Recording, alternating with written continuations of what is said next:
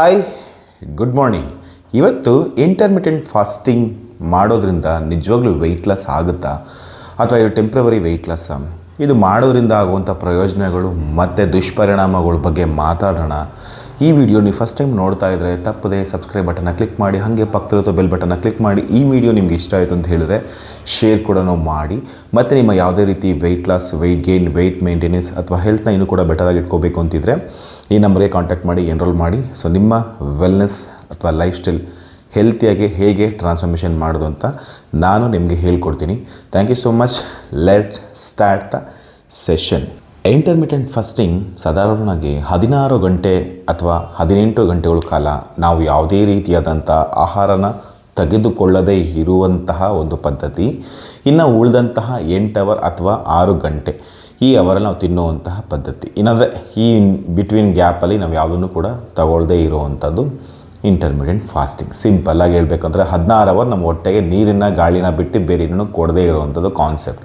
ಇದರಿಂದ ಏನಾಗುತ್ತೆ, ನಮ್ಮ ಫ್ಯಾಟ್ ಲಾಸ್ಗೆ, ಮಸಲ್ ಗೇನ್ಗೆ, ವೆಯ್ಟ್ ಲಾಸ್ಗೆ, ಟ್ರಾನ್ಸ್ಫಾರ್ಮೇಷನ್ ಎಲ್ಲದಕ್ಕೂ ಹೆಲ್ಪ್ ಆಗುತ್ತೆ ಅಂತ ಹೇಳಿ ಇದು ಸಾಕಷ್ಟು ಟ್ರೆಂಡಿಂಗ್ ಆಗೋಗಿದೆ ಇದು. ಓಕೆ, ಇದರಿಂದ ನಿಜವಾಗ್ಲೂ ವೆಯ್ಟ್ ಲಾಸ್ ಆಗುತ್ತಾ ಅಂದರೆ ಖಂಡಿತ ವೆಯ್ಟ್ ಲಾಸ್ ಆಗೇ ಆಗುತ್ತೆ, ಅದರಲ್ಲಿ ಡೌಟೇ ಇಲ್ಲ. ಇಂಟರ್ಮಿಟೆಂಟ್ ಫಾಸ್ಟಿಂಗ್ ಸಾಕಷ್ಟು ಮೆಥಡ್ಗಳಿದೆ. ಇವತ್ತು ನಾವು 16 ಗಂಟೆ 8 ಗಂಟೆ ವಿಂಡೋ ಬಗ್ಗೆ ಮಾತ್ರ ಮಾತಾಡೋಣ. 16 ಗಂಟೆ ಹೊಟ್ಟೆ ಫಾಸ್ಟಿಂಗ್ ಇರೋದ್ರಿಂದ ನೀವು 8 ಗಂಟೆ ಒಳಗಡೆ ತಿಂದಂಥ ಆಹಾರಗಳು ಆ 16 ಗಂಟೆಯಲ್ಲಿ ಜೀರ್ಣಕ್ರಿಯೆ ಆಗೋಗಿರುತ್ತೆ. ಮೆಜಾರಿಟಿ ನೀವೆಂಥ ಒಳ್ಳೆ ಫುಡ್ ತಿಂದರೂ ಕೆಟ್ಟ ಫುಡ್ ತಿಂದರೂ ಕೂಡ ಡೈಜೆಷನ್ ಆಗೋಗಿರುತ್ತೆ. ಉದಾಹರಣೆಗೆ ನೀವು ಇವತ್ತು ಮಧ್ಯಾಹ್ನ 12 ಗಂಟೆಗೆ ತಿಂದರೆ 16 ಗಂಟೆ ಹಾಕಿದ್ರೆ ಸೊ ನೆಕ್ಸ್ಟ್ ಡೇ 2 ಗಂಟೆಗೆ ನೀವು ಊಟನ ಮಾಡೋದು. ಅಲ್ಲಿವರೆಗೂ ಫಾಸ್ಟಿಂಗ್ನಲ್ಲಿರುವಂಥ ಮೆಥಡಿಂದ ಬಾಡಿದಲ್ಲಿರುವಂಥ ಎಕ್ಸಸ್ ಆಫ್ ಫ್ಯಾಟು ಎನರ್ಜಿಯಾಗಿ ಬಾಡಿ ಉಪಯೋಗಿಸ್ಕೊಳ್ಳೋಂಥ ಚಾನ್ಸಸ್ ಮೆಜಾರಿಟಿ ಜಾಸ್ತಿ ಇರುತ್ತೆ. ಸೊ ಇದರಿಂದ ವೆಯ್ಟ್ ಲಾಸ್ ಆಗೋದು ಬಹಳ ಸುಲಭವಾಗಿ ಆಗೋಗುತ್ತೆ. ಅದ್ರ ಬಗ್ಗೆ ಯಾವುದೇ ರೀತಿಯ ಡೌಟ್ ಇಲ್ಲ. ಹಾಗಿದ್ರೆ ಇದು ಹೆಲ್ತಿನ ಅನ್ಹೆಲ್ತಿನ ಈ ಥರ ಮಾಡೋದ್ರಿಂದ ಮತ್ತೆ ವೆಯ್ಟ್ ಬೌನ್ಸ್ ಬ್ಯಾಕ್ ಆಗುತ್ತಾ? ಇದು actually main matter. First of all ನಾವು ಅರ್ಥ ಮಾಡ್ಕೋಬೇಕಾದ್ರೆ ನಮ್ಮ ಬಾಡಿಗೆ ಎವ್ರಿ ಡೇ ಕ್ಯಾಲರಿ ಮ್ಯಾನೇಜ್ಮೆಂಟ್ ಎಷ್ಟು ಇಂಪಾರ್ಟೆಂಟ್ ಆಗುತ್ತೋ ನ್ಯೂಟ್ರಿಷನ್ ಫುಲ್ಫಿಲ್ನೆಸ್ ಕೂಡ ಅಷ್ಟೇ ಇಂಪಾರ್ಟೆಂಟ್ ಆಗುತ್ತೆ. ನೀವು 16 ಗಂಟೆ ಊಟ ಕೊಟ್ಟಿಲ್ಲ ಓಕೆ, ಅಥವಾ 18 ಗಂಟೆಗಳ ಕಾಲ ಊಟ ಕೊಟ್ಟಿಲ್ಲ ಓಕೆ, ಬಟ್ ಇನ್ನು 6 ಅಥವಾ 8 ಗಂಟೆಯಲ್ಲಿ ಏನು ತಿಂತಿದ್ದೀರಾ ಅದು ಮುಖ್ಯ ಆಗುತ್ತೆ. ಈಗ ನಮ್ಮ ಬಾಡಿಗೆ ಅಟ್ಲೀಸ್ಟ್ ನಾನು ಎಷ್ಟು ತೂಕ ಇದ್ದೀನೋ ಅಷ್ಟು ಗ್ರಾಮ್ನಷ್ಟಾದರೂ ಪ್ರೋಟೀನ್ ಕೊಡಬೇಕು. ಈಗ ನಾನು 80 kg ತೂಕ ಇದ್ದೀನಿ ಅಂತ ಹೇಳಿದ್ರೆ ಪ್ರತಿನಿತ್ಯ 80 ಗ್ರಾಮ್ ಪ್ರೋಟೀನ ಕೊಡಬೇಕು. ಕೊಟ್ಟಿಲ್ಲ ಅಂತ ಹೇಳಿದ್ರೆ ಬಾಡಿಯಲ್ಲಿ ಮಸಲ್ ಲಾಸ್ ಪರ್ಸೆಂಟೇಜ್ ಜಾಸ್ತಿ ಆಗುತ್ತೆ. ಬಿಕಾಸ್ ಬಾಡಿಗೆ ಎಷ್ಟೋ ಮೆಕ್ಯಾನಿಸಮ್ ಮಾಡೋದಕ್ಕೆ ಈವನ್ ಕೂದಲಿಂದ ಹಿಡಿದು ಕಾಲಿನ ಬೆರಳಿನ ಉಗುರಿನವರೆಗೂ ಕೂಡ ಪ್ರೋಟೀನ್ದು ನೀಡು ತುಂಬ ಇದೆ.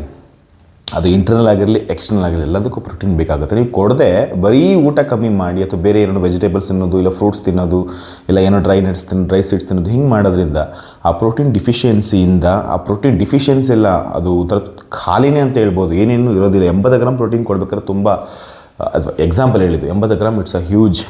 ಅಷ್ಟು ಪ್ರೋಟೀನು ನೀವು ಕೊಡದೆ ನೀವು ಬರೀ ಇಂಟರ್ಮಿಟೆಂಟ್ ಫಾಸ್ಟಿಂಗ್ ಏನೋ ಫ್ರೂಟ್ಸ್ ವೆಜಿಟೇಬಲ್ಸ್ ಎಲ್ಲ ಇಟ್ಕೊಂಡು ನೀವು ವೆಯ್ಟ್ ಲಾಸ್ ಆಗಿದ್ದರೆ ಆ ವೆಯ್ಟು ನಿಮಗೆ ಮತ್ತೆ ಬೌನ್ಸ್ ಬ್ಯಾಕು ಡಬಲ್ ತ್ರಿಬಲ್ ಆಗೋ ಚಾನ್ಸಸ್ ಜಾಸ್ತಿ ಇರುತ್ತೆ. ಯಾಕೆಂದರೆ ನೀವು ಆ ಥರ ವೆಯ್ಟ್ ಲಾಸ್ ಆಗಿರುವಂಥದ್ರಲ್ಲಿ ಫ್ಯಾಟ್ ಲಾಸ್ ಆಗಿರಲ್ಲ, ಮಸಲ್ ಲಾಸ್ ಜಾಸ್ತಿ ಆಗಿರುವಂಥ ಚಾನ್ಸಸ್ ಇರುತ್ತೆ. ಬಟ್ ನಿಮ್ಮ ಟ್ರಾನ್ಸ್ಫಾರ್ಮೇಷನ್ ಹೆಲ್ತೇ ಆಗಬೇಕಂತ ಹೇಳಿದ್ರೆ ನೀವು ಲೂಸ್ ಮಾಡಬೇಕಾಗಿರೋದು ಕೊಬ್ಬನ್ನು ಮಾತ್ರ, ಮಸಲ್ಸ್ನ ಇನ್ಕ್ರೀಸ್ ಮಾಡಬೇಕು.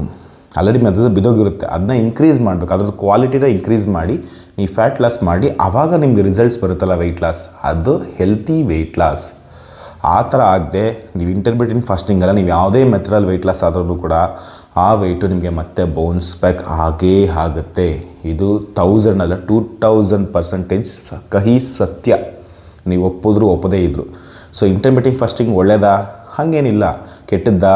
ಹಾಗೂ ಏನಿಲ್ಲ. ಅದರ ಅರ್ಥ ನೀವು ಕರೆಕ್ಟು ಮ್ಯಾನೇಜ್ಮೆಂಟ್ ಮಾಡದೆ ಟೆಂಪ್ರವರಿ ಗೋಲ್ಗಳನ್ನ ಅಚೀವ್ ಮಾಡಿ ಮತ್ತೆ ಅದು ಬಿಟ್ಟು ಮತ್ತೆ ನಿಮ್ಮ ಬೌನ್ಸ್ ಬ್ಯಾಕ್ ಆಗೋ ಚಾನ್ಸಸ್ ಜಾಸ್ತಿ ಇರುತ್ತೆ.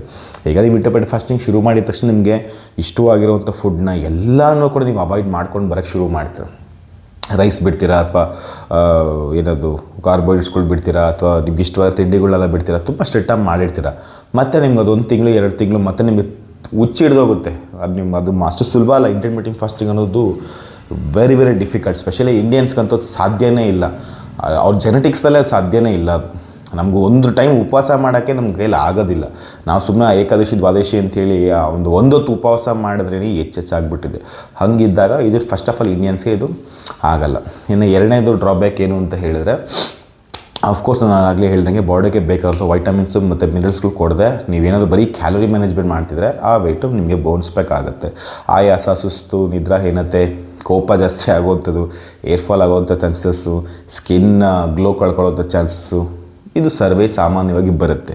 ಆ್ಯಂಡ್ ನೆಕ್ಸ್ಟು ಇನ್ನೊಂದು ಏನಂತ ಹೇಳಿದ್ರೆ ಹ್ಯುಮಿನಿಟಿ ಪವರ್ ಕಳ್ಕೊಳ್ಳೋಂಥ ಚಾನ್ಸಸ್ ಕೂಡ ಇರುತ್ತೆ. ಆಬ್ವಿಯಸ್ಲಿ ಕಳ್ಕೊಳ್ತೀವಿ. ಸೊ ಇದಿಷ್ಟು ನನಗೆ ಗೊತ್ತಿರೋಂಗೆ ಇದಿಷ್ಟು ನೆಗೆಟಿವ್ ಅನ್ನೋದು ನಾನು ಹೇಳಬಹುದು. ಮತ್ತು ಇದು ಟೆಂಪ್ರವರಿ ವೆಯ್ಟ್ ಲಾಸ್. ಈಗ ನೀವು ಇದ್ದಕ್ಕಿದ್ದಂಗೆ ಏನೋ ಯಾವುದೊಂದು ಈಗ ಕ್ರಿಸ್ಮಸ್ಸು, ಜನವರಿ ಟೈಮ್, ಈ ಟೈಮಲ್ಲೆಲ್ಲ ಹೋಗ್ಬಿಟ್ಟು ನೀವು ಚೆನ್ನಾಗಿ ತಿಂದ್ಬಿಟ್ಟಿದ್ದೀರಾ, ಇವಾಗ ನೀವು ಲೂಸ್ ಮಾಡಬೇಕು, ಒಂದು 2-3 kg ಜಾಸ್ತಿ ಆಗಿಬಿಟ್ಟಿದ್ದೀರಾ, ಇವಾಗ ನೀವು ಲೂಸ್ ಮಾಡಬೇಕು. ಆವಾಗ ನೀವು ಇಂಟರ್ಮಿಟೆಂಟ್ ಫಾಸ್ಟಿಂಗ್ ನಿಮಗೆ ತುಂಬ ಹೆಲ್ಪ್ ಆಗುತ್ತೆ. ಅದನ್ನು ಬಿಟ್ಬಿಟ್ಟು ನಾನು 20 kg, 30 kg, 10 kg, 40 kg, 50 kg ಇಷ್ಟೆಲ್ಲ ವೆಯ್ಟ್ ಲಾಸಲ್ಲಿ ಇದ್ದೀನಿ, ಇಂಟರ್ಮಿಟೆಂಟ್ ಮಾಡ್ತೀನಿ ಅಂತ ಹೇಳಿದ್ರೆ ಇಂಟರ್ಮಿಟೆಂಟ್ ಫಾಸ್ಟಿಂಗ್ ಇದು ನಿಮಗಲ್ಲ, ಇದು ವರ್ಕೌಟೇ ಆಗೋಲ್ಲ. ಮತ್ತು ನಿಮ್ಗೆ ತುಂಬ ಕಷ್ಟ ಇದೆ. ಅದು 40 kg 50 kg ಇಳಿಸ್ಬೇಕಾದ್ರೆ ಅದು ತಿಂಗಳಲ್ಲ, ವರ್ಷಗಳ ಕಾಲದಲ್ಲಿ ತಗೊಳ್ಳೋದು ಟೈಮ್. ಆ ವರ್ಷಗಳ ಕಾಲ ನೀವು ಇಂಟರ್ಮಿಟೆಂಟ್ ಫಾಸ್ಟಿಂಗ್ ಮಾಡೋದು it's very very difficult. May be it's wrong ಅಂತಲೂ ಹೇಳಬಹುದು. ಮತ್ತು ಇದರಲ್ಲಿರುವಂತಹ ಪಾಸಿಟಿವ್ ಖಂಡಿತ ಆಟೋಫ್ಯಾಜಿ, ಬಾಡಿಲಿರುವಂಥ ಡಿಟಾಕ್ಸಿಫಿಕೇಷನ್ ಏನು ಸಿಸ್ಟಮ್ ಏನಾದರೂ ಅದು ಎನ್ಹ್ಯಾನ್ಸ್ ಆಗೋದಕ್ಕೆ ಈ ಇಂಟರ್ಮಿಟೆಂಟ್ ಫಾಸ್ಟಿಂಗ್ ಅಮೋಘವಾಗಿ ಕೆಲಸ ಮಾಡುತ್ತೆ. ಅದರಲ್ಲಿ ಎರಡು ಮಾತಿಲ್ಲ. ಡೈಜೆಸ್ಟಿವ್ ಸಿಸ್ಟಮ್ ಚೆನ್ನಾಗಾಗೋದು ಕೂಡ ಇದು ಹೆಲ್ಪ್ ಆಗುತ್ತೆ. ಇದೊಂದು ಸೂಪರ್ ಆಗುತ್ತೆ. ಆ್ಯಂಡ್ ನೆಕ್ಸ್ಟು ನಿಮ್ಮ ಹಾರ್ಮೋನ್ಸ್ಗಳು ನಿಮ್ಮ ಕಂಟ್ರೋಲ್ಗೆ ತಗೊಳ್ಳೋಂಥ ಚಾನ್ಸಸ್, ಇನ್ಸುಲಿನ್ ರಿಲೇಟೆಡ್ ಇಶ್ಯೂಸ್ಗಳು ಇವೆಲ್ಲನೂ ಕೂಡ ಒಂದು ಲೆವೆಲ್ಗೆ ನ್ಯೂಟ್ರಲೈಸ್ ಮಾಡೋದಕ್ಕೆ ನಿಮಗೆ ಇಂಟರ್ಮಿಟೆಂಟ್ ಫಾಸ್ಟಿಂಗ್ ತುಂಬ ಹೆಲ್ಪ್ ಮಾಡುತ್ತೆ. ನಿಜ, ಅದರಲ್ಲಿ ಎರಡು ಮಾತಿಲ್ಲ. ಇದೆಲ್ಲ ಸ್ಟಡೀಸ್ಗಳೇ ಸರ್ಚ್ ಮಾಡಿಬಿಟ್ಟಿದೆ. ಇದಲ್ಲದೆ ನಿಮಗೆ ಫ್ಯಾಟ್ ಲಾಸ್ಗೂ ಹೆಲ್ಪ್ ಆಗುತ್ತೆ. ಬರೀ ಮಸಲ್ ಲಾಸ್ ಮಾತ್ರ ಅಲ್ಲ, ಅದೊಂದು ಫ್ಯಾಟ್ ಲಾಸ್ ಕೂಡ ಆಗುತ್ತೆ. ಬಟ್ ನಿಮ್ಗೆ ರೇಷಿಯೋ ಕಂಪೇರ್ ಮಾಡಿದ್ರೆ ಮಸಲ್ ಲಾಸ್ ಜಾಸ್ತಿ ಆಗುತ್ತೆ. ಸೊ ಇದಿಷ್ಟು ಪಾಸಿಟಿವ್.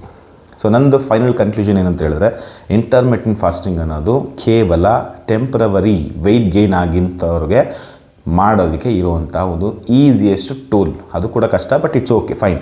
ಅಂಥವ್ರಿಗೆ 5 kg 6 kg ಒಳಗಡೆ ಇರೋಂಥವ್ರಿಗೆ ಈ ಇಂಟರ್ಮಿಟೆಂಟ್ ಫಾಸ್ಟಿಂಗ್ ನಿಜವೂ ವರ್ಕ್ ಆಗುತ್ತೆ. ಅದನ್ನು ಹೊರತು ಅದು ಕೂಡ ನೀವು ಪ್ರಾಪರಾಗಿ ಡಯಟಲ್ಲಿ ಇರಬೇಕು. ಡಯಟ್ ಇಲ್ಲದೆ ಮತ್ತೆ ನೀವು ಮಾಡೋದು ನಿಮಗೂ ಸೇಮೆ. ಸೊ ಅದನ್ನು ಬಿಟ್ಟು ನೀವು ಏನೋ ಹ್ಯೂಜ್ ಗೋಲ್ ಇದೆ, 10 kg 15 20 30 40 50 ಹಿಂಗೆಲ್ಲ ಇದೆ ಅಂತ ಹೇಳಿದ್ರೆ ದಯವಿಟ್ಟು ನೀವು ಇಂಟರ್ಮಿಟೆಂಟ್ ಮಾಡೋಕ್ಕೆ ಹೋಗಬೇಡಿ. ಇದರಿಂದ ತುಂಬ ಪ್ರಾಬ್ಲಮ್ಸ್ ಬರುವಂಥ ಚಾನ್ಸ್ಗಳಿದೆ. It's very very very very complications ಇದೆ. ಸೊ ಹಂಗಾಗಿ ಮಾಡಬೇಡಿ. ಮತ್ತು ಇನ್ನೂ ನೆಗೆಟಿವ್ ಹೇಳೋದು ಮರ್ತಿದ್ದೆ. ಅದೇನು ಅಂತ ಹೇಳಿದ್ರೆ, ನಿಮ್ಮ ಮೆಟಬಾಲಿಸಮ್ ರೇಟ್ ಕೂಡ ಬಿದೋಗುತ್ತೆ. ಬೇಸಲ್ ಮೆಟಬಾಲಿಸಮ್ ರೇಟ್ ಅಂತ ಹೇಳ್ತೀವಿ, BMR. ಅದನ್ನು ಕೂಡ ಡ್ರಾಪ್ ಆಗ್ತಾ ಇರುತ್ತೆ. ಇದು ಡ್ರಾಪ್ ಯಾವಾಗ ಆಗೋಕ್ಕೆ ಶುರು ಆಗುತ್ತೋ ಅವಾಗ ಆ್ಯಕ್ಚುಲಿ ನಿಮಗೇನು ಪ್ರಾಬ್ಲಮ್ಸ್ ಕಾಣಿಸ್ಕೊಳ್ಳೋದ್ರೆ ಇಟ್ಸ್ ಓಕೆ. ಬಟ್ ನೀವು ಒನ್ಸ್ ಎಲ್ಲ ರೆಡಿ ಆಗೋದು, ನೀವು 5 kg ವೆಯ್ಟ್ ಲಾಸ್ ಬಿಟ್ರೆ 10 ಆಗೋಯ್ತು ಅಂದ್ಕೊಳ್ಳಿ, ಆಮೇಲೆ ನಿಮಗೆ 2 ಇಡ್ಲಿ ತಿಂದರೂ ಜಾಸ್ತಿ, ನಿಮಗೆ ಸ್ವಲ್ಪ ಅನ್ನ ಸಾಂಬಾರು ಹಾಕಿರೋ ತುಂಬ ಜಾಸ್ತಿಯಾಗಿ ಕಾಣಿಸುತ್ತೆ. ನಿಮ್ಗೆ ಇಮ್ಮಿಡಿಯೇಟ್ಲಿ ವೆಯ್ಟ್ ಗೇನ್ ಆಗೋದಕ್ಕೆ ನಿಮ್ಮ BMRಗೂ ತುಂಬ ಹತ್ತಿರ ಸಂಬಂಧ ಇದೆ. ಸೊ ಇದ್ರ ಬಗ್ಗೆ ನಿಮಗೆ ನೆಕ್ಸ್ಟ್ ಯಾವಾಗ ನಿಮಗೆ ಹೇಳ್ಕೊಡ್ತೀನಿ. ಸೊ ಇದು very very very very crucial. So ಹಾಗಾಗಿ ಇಂಟರ್ಮಿಟೆಂಟ್ ಫಾಸ್ಟಿಂಗ್ ತುಂಬ ಟಿಪಿಕಲ್ ಟಾಪಿಕ್ ಅದು. ಅದನ್ನು ನೀವು ಅಷ್ಟು ಈಸಿಯಾಗಿ ತೊಗೊಳಕ್ಕಾಗಲ್ಲ. ಮತ್ತು ಇದು ಯಾರನ್ನ ಟ್ರೈ ಮಾಡ್ತೀರ ಅಂತ ಹೇಳಿದ್ರೆ ಓಕೆ ಮಾಡಿ, ಏನು ಪ್ರಾಬ್ಲಮ್ ಇಲ್ಲ. ಬಟ್ ನಿಮ್ಗೇನೋ ಆಲ್ರೆಡಿ ಹೆಲ್ತಲ್ಲಿ ಇಶ್ಯೂಸ್ಗಳಿದೆ, ಅಥವಾ ನೀವೇನೋ ಕ್ರಾನಿಕ್ ಡಿಸೀಸ್ನಲ್ಲಿದ್ದೀರಾ, ಅಥವಾ ನಿಮಗೆ ಸುಸ್ತು ಆಯಾಸ ತಡ್ಕೊಳಕ್ಕಾಗಲ್ಲ, ಹಸು ತಡ್ಕೊಳಕ್ಕಾಗಲ್ಲ ಅಂತ ಹೇಳಿದ್ರೆ ದಯವಿಟ್ಟು ಹೇಳ್ತಿದ್ದೀನಿ ಮಾಡೋಕ್ಕೆ ಹೋಗಬೇಡಿ. ಸ್ಪೆಷಲಿ ಹಾರ್ಟ್ ರಿಲೇಟೆಡ್ ಇಶ್ಯೂಸ್ಗಳಿರೋವಂಥವ್ರಿಗೆ, ಲೋ BP ಇರೋವಂಥವ್ರು ದಯವಿಟ್ಟು ಮಾಡೋಕ್ಕೆ ಹೋಗಬೇಡಿ. ಇದರಿಂದ ನಿಮಗೇನು ಇಲ್ಲ. ನಿಮಗೆ ಹಾಗೂ ನೀವು ಮಾಡಲೇಬೇಕು ಅಂತಿದ್ರೆ ನೀವೇನು ಊಟ ಮಾಡ್ತೀರೋ, ಎಕ್ಸಾಂಪಲ್ ನೀವು 4 ಇಡ್ಲಿ ತಿಂತೀರಂದರೆ 2 ಇಡ್ಲಿಗೆ ಬನ್ನಿ. ನೀವು 2 ಸೌಟ್ ಅನ್ನ ತಿಂತೀರಂದರೆ 1 ಸೌಟ್ ಅನ್ನಕ್ಕೆ ಬನ್ನಿ. ನೀವು ರಾತ್ರಿ ಹೊತ್ತು 4 ಚಪಾತಿ ತಿಂತಿದ್ರೆ 2ಕ್ಕೆ ಬನ್ನಿ.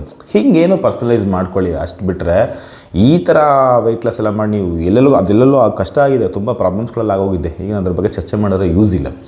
ಈಗ ಲಾಸ್ಟ್ ಕನ್ಕ್ಲೂಷನ್, ಹಾಗಾದರೆ ನೀವು ಆವಾಗಲೇ ಹೇಳಿದಿರೋಗೆ ಫ್ಯಾಟ್ನ ಮಾತ್ರ ಲೂಸ್ ಮಾಡಿ, ಮಸಲ್ಸ್ ಕ್ವಾಲಿಟಿನ ಇನ್ಕ್ರೀಸ್ ಮಾಡಿ, ಹೆಲ್ತಾಗೆ ಟ್ರಾನ್ಸ್ಫಾರ್ಮೇಷನ್ ಆಗೋದಕ್ಕೆ ನಿಮಗೇನಾದರೂ ಸೀರಿಯಸ್ಲಿ ಇಂಟ್ರೆಸ್ಟ್ ಇತ್ತು ಅಂತ ಹೇಳಿದ್ರೆ ಆಲ್ರೆಡಿ ಕೊಟ್ಟಿರುವಂತಹ ನಂಬರ್ಗೆ ಕಾಂಟ್ಯಾಕ್ಟ್ ಮಾಡಿ, ನಾನು ನಿಮಗೆ ಹೆಲ್ಪ್ ಮಾಡ್ತೀನಿ.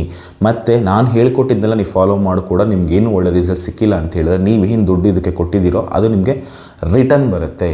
So 100% money back guarantee challenge ಇರುತ್ತೆ. ಸೊ ಇದನ್ನು ಉಪಯೋಗಿಸ್ಕೊಳ್ಳಿ. ಈ ಉಪಯೋಗಿಸ್ಕೊಳ್ದೆ ನೀವೇನೋ ಮಾಡೋಕ್ಕೆ ಸರ್ಕಸ್ ಎಲ್ಲ ಮಾಡಿ ಸುಮ್ಮನೆ ಟೈಮ್ ವೇಸ್ಟ್ ಪ್ಲಸ್ ಕಾಯಿಲೆಗಳನ್ನ ತರ್ಕೊಳ್ಳೋಕೆ ಹೋಗಬೇಡಿ. Thank you so much. ಈ ವಿಡಿಯೋ ನಿಮಗೆ ಖಂಡಿತ ಇಷ್ಟ ಆಯಿತು ಅಂತ ಹೇಳಿದ ದಯವಿಟ್ಟು ಸಬ್ಸ್ಕ್ರೈಬ್ ಮಾಡ್ಕೊಳ್ಳಿ. ಹಾಗೆ ಈ ವಿಷಯನ ಬೇರೆ ಕೂಡ ಶೇರ್ ಮಾಡಿ. Thank you so much and bye.